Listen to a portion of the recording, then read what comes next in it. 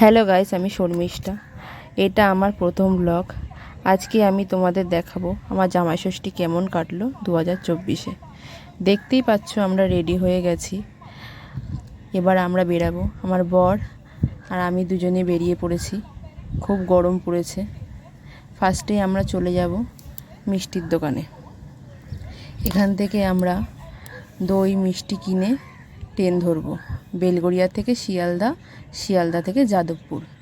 বেলগড়িয়ার train চলে এসছে। আমরা শিয়ালদা নেমেও গেছি অলরেডি। এবার এখান থেকে ফল কিনবো, ফল কিনে বাড়ি যাব।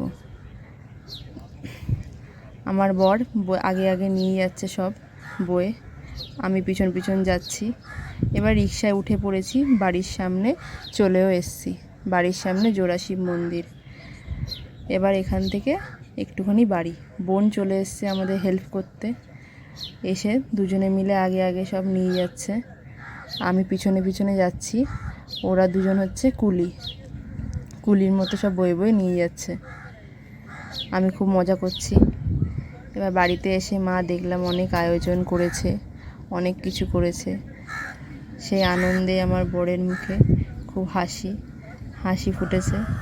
খাওয়া দাওয়া সেরে এবার একটু হরর মুভি দেখলাম। দাদা, আমি, বোন, আমার হাজব্যান্ড। তার কিছু ছবি ভিডিও আপনাদের দেখালাম, শেয়ার করলাম। এরপর সন্ধ্যাবেলা বেরিয়ে পড়লাম একটু আড্ডা মারতে, ঘুরতে। খুব মজা করলাম সবাই মিলে, ফটো তুললাম অনেক, খাওয়া দাওয়া করলাম। আর সেই সময় আবার বৃষ্টিও নামলো, দেখতেই পাচ্ছ।